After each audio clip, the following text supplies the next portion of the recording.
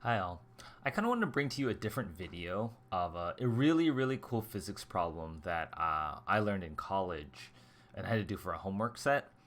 And what I loved about it was it really intersected calculus and setting up like it was a really cool mechanics problem that was more than your standard kind of problem. Now, this problem is far more advanced and more difficult than anything you'll see on any of the AP exams, even the Physics C exams. But if you have some understanding of calculus and a little bit of vectors, you should be able to do this. But it is pretty complicated, and I want to show you like just just what I find really interesting about this problem. So a device is called a capstan is used aboard ships in order to control a rope which is under great tension. The rope is wrapped around a fixed drum, usually for several turns. This drawing shows about 3/4 of a turn. The load on the rope pulls it with the force TA, and the sailor holds it with a much smaller force TB. Can you show that TB is equal to TAE to the minus mu theta, where mu is the coefficient of friction and theta is the total angle subtended by the rope on the drum? Okay, so you should have a physical sense of this. Sometimes, like if you see in like movies or something, if someone's falling off a cliff or you're trying to hold someone up, you wrap a rope around like a tree trunk or something, and it's easier to hold them, right? And so the goal of this problem is to figure out like how much easier is it to hold it, and can we demonstrate that the more I wrap it around, it will be easier to hold someone. Okay, so how do we start with this? The tension is definitely not uniform, right? In this result, the tension is definitely not uniform in this set. So we can't say that TA is equal to TB. What we have to do is we have to draw a free body diagram, but it's sort of always like curving around. It's really hard to get a free body diagram. But in calculus, what we do is calculus is the art of breaking things up into small things so we can do math on it and then extend it out to larger. So in calculus, when you're finding the derivative, you're finding the slope. And how do you find the slope? Is you take 2 points really close to each other and you find that slope. Or when you're doing an integral, you're taking a bunch of little rectangles to find the area under a curve. You're using rectangles, but you're making the rectangles really small. So we start by looking at a small section of rope here. Pick an arbitrary section that looks like this. It's curving around like this. And we'll say that's the rope right there. And we want to draw a free body diagram of all the forces acting on this rope. Now, I'm going to make it so that to the left it's a tension here. And like down into this angle, it has another tension pulling this way. So there's a slight bend, there's a slight curvature in this thin segment of wire or rope. And then we have a normal force acting on it because the drum is pushing against the rope. And this thing wants to pull in the A direction because A is the much larger force. So friction is helping us by going this way, like this, horizontally. Okay. Now this T is not really T. This is like T plus some slight change in the tension. And our goal is to solve this change in the tension here. Okay.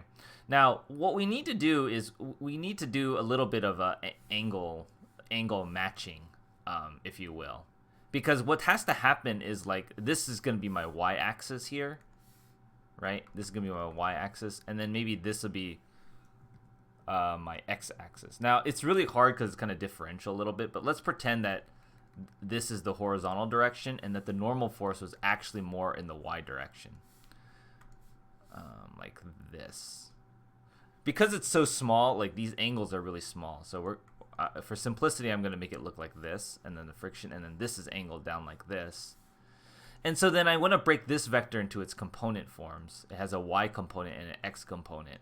And because nothing is moving, hopefully the sum of the forces in the x direction equals 0, and the sum of the forces in the y direction equals 0. Okay. Now, if I look at this from a triangle, I have to figure out what this angle is. The key part of this is we're describing a rope that's subtended by a very small angle we'll call d theta here. Because this small segment of rope is attached to a small angle that it's subtending here. We're going to call d theta, my infinitesimal angle. Okay. So if I think about this, this angle here is also d theta. The angle here, because as it subtends a little angle that way, the rope is going to angle down by another d theta right here. So this horizontal and vertical components I'm going to have is t plus dt times sine of d theta. And this side is going to be t plus dt cosine of d theta. Okay? So let's do the sum of the forces in the x direction. Sum of forces in the x direction have to be equal to 0, right? And so that means the tension plus the force of friction, the forces to the left, have to match the forces to the right, which is t plus dt cosine of d theta, like that. All right. To simplify this equation, cosine of d theta. Well, d theta is a very small number, and cosine of a very small number is pretty close to 0. Oh, sorry, 1. So this is approximately equal to t plus dt, because cosine of a very small angle is about equal to 1. So what we have here is the tensions cancel, and the force of friction is equal to dt. Now the force of friction is also equal to mu, the coefficient of kinetic friction, times the normal force, like this. So this is my initial equation, but I need to figure out what the normal force is, and that's where I look at the sum in the y directions. The sum of the forces in the y direction also have to be 0 because the net acceleration is 0, and here I would have the normal force would have to equal t plus dt sine of d theta. Okay. Now, one of the things we have to use is an approximation. When I have a small angle, when d theta is small, like much less than 1, then sine of d theta is approximately equal to d theta. So this normal force calculation is really t plus dt times d theta, which is really t d theta plus dt d theta. Now, when you're operating with differentials, one of the concepts you learn in calculus is whenever I have a differential squared or I'm multiplying two differentials, those go to 0 because I just want a differential with one degree, if you will. So if I multiply two differentials, they actually become 0. So my normal force is really equal to t d theta, which then I can plug into here. So then my dt is equal to mu times the normal force, which is t d theta, like that. This is a differential equation I can solve by separation of variables. dt over t is equal to mu d theta. And on both sides, I'm going to integrate from, say, let's say I made t over here, so I'm going to integrate from b to a. Like, I'm going to integrate from here to here. Okay? So I'm going to integrate, I know that, like, on this end it ought to be tb, so I'm really integrating from tb to ta. Okay? Because I know that at this point it should be tb, on this point it should be ta. And I'm integrating from 0 to theta because I'm sweeping out a certain amount of angle here on the theta side. So this becomes natural log of t evaluated at tb and ta is equal to mu theta. Okay, that becomes natural log of ta minus natural log of tb is equal to mu theta. Here I'm going to have natural log of ta, combining the natural logs, over tb is equal to mu theta. And so then take e to the both sides. So ta over tb is equal to e to the mu theta. And so ta is equal to tb e to the mu theta. Or if I'm, that's not what we're asking for. We're actually solve for tb. So tb is dividing it.